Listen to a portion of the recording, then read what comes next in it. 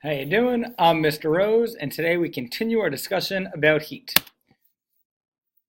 Before we begin, we need to know something. We need to know that heat and temperature are very, very different things. What do I mean by that? I mean, heat is obviously a form of energy. Temperature is pretty much nothing. Temperature is a scale. It's something that we made to just reflect how much energy something has. Temperature is not energy. Temperature can't do anything except for give us some kind of measurement, similar to how a meter gives us a measurement of a displacement. So things that are temperature. Temperature, it says right here, is a reflection of the total amount of energy. What that means for us is that if something has a high temperature, like 100 degrees Celsius, the temperature at which water boils, it has a lot of thermal energy. If something has a small temperature, like 0 degrees Celsius, it has a little bit of thermal energy. Temperature legitimately is a measurement of how fast our molecules move. Meanwhile, heat is the actual stuff. Heat is the actual energy that is given off, or that is absorbed rather. Heat is just that energy. Heat is the actual molecular motion of our molecules inside. It is our total amount of energy, which means heat can do things for us. If I compare heat and temperature, what does that tell us? It tells us every single object in this world that we know of has some kind of heat, which means it has some kind of energy. It doesn't matter if that object is hot or is cold. All of our heat is pretty much the kinetic energy and the potential energy added up for a total amount of energy. And we can measure that energy. Again, we measure that energy on a temperature scale. We keep saying heat is energy, so we know heat should be measured in joules. Temperature is not a joule. Temperature is just some kind of scale that we in physics are going to use degrees Celsius.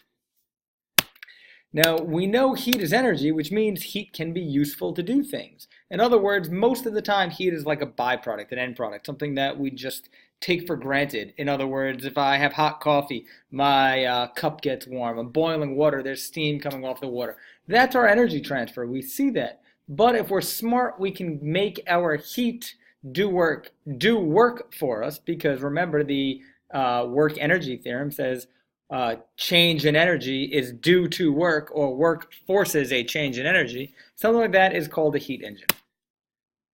Now, what a heat engine concept does is it takes what we understand of heat. In other words, it takes the heat that we know is moving from a hot object to a cold object, and it's going to make it do work for us. Now, I'm going to say that again. We always know that heat is a flow of energy between two objects that have different temperatures, say 100 degrees and 50 degrees, both in Celsius.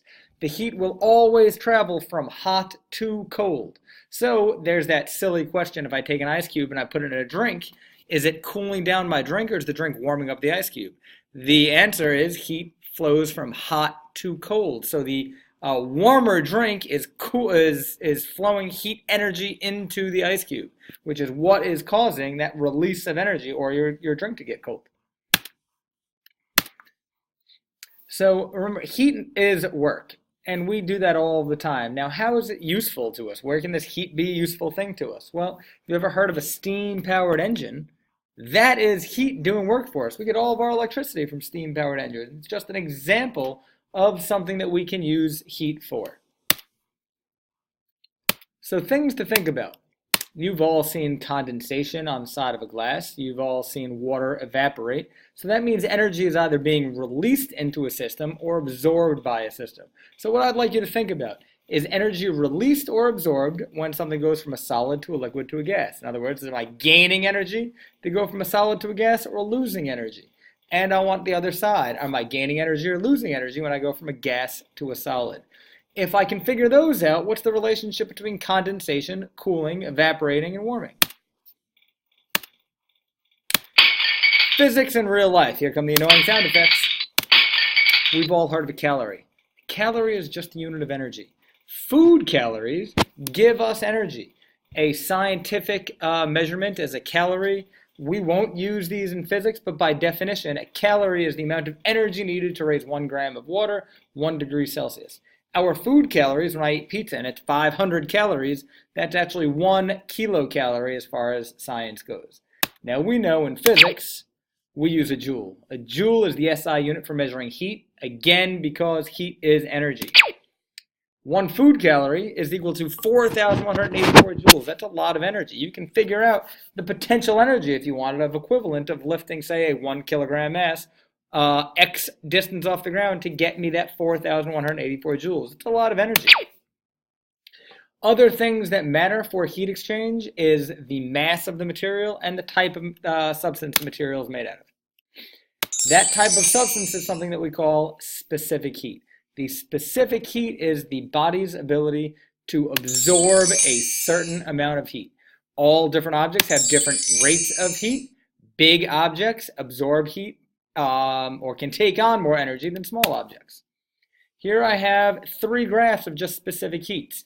3 pictures rather. Water is hard to heat up. 4.18 joules divided by grams times degrees Celsius means it has a high specific heat. It takes on a lot of energy.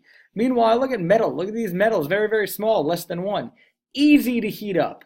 Here's a little picture of heating up a kilogram of gold or a kilogram of water. Look how much higher temperature, the reflection of energy the gold gets than the water.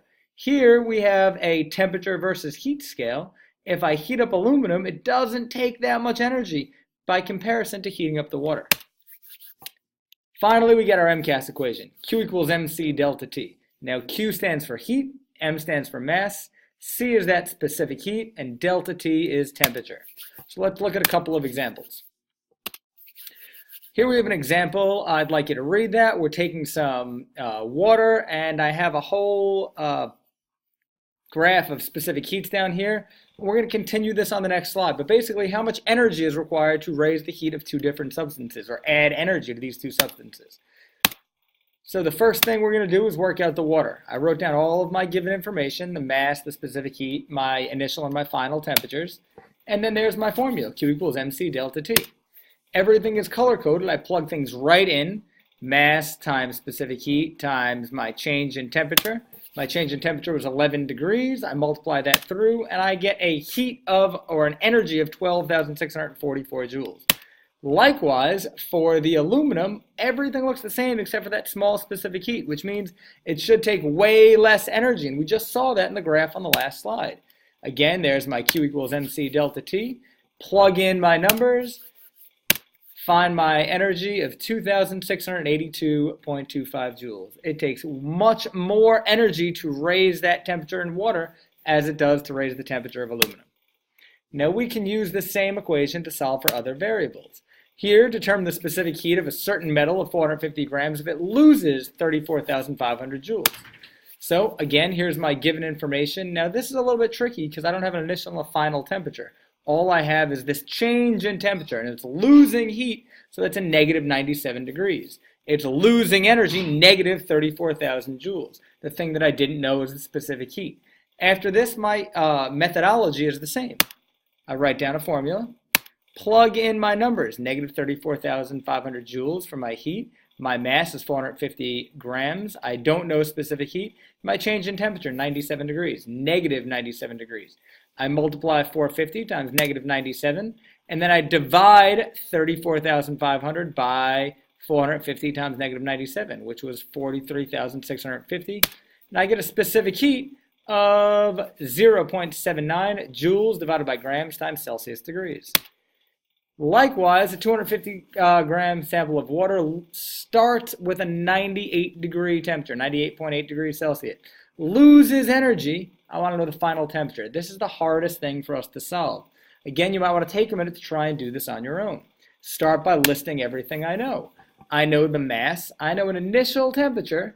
I know how much heat I lost. Specific heat of water I just took from a previous problem. The thing that I don't know is my final temperature. Starting with my equation, Q equals mc delta T. Now over here, I knew my change in temperature, so I just put it in. Here I don't, so I need to write the whole thing out. 7,500 joules equals my mass, specific heat. Change in temperature is always, always, always final minus initial. Multiply 250 times 4.18, I get 1,045. And now I divide both sides by 1045 and then add 98.8. to get a final temperature, final temperature because it's losing energy of 91.6 degrees Celsius. That's all I have for you today. Please come on with questions. If you're watching this on YouTube, feel free to like, comment, and subscribe. Thanks for watching, and I'll see you next time.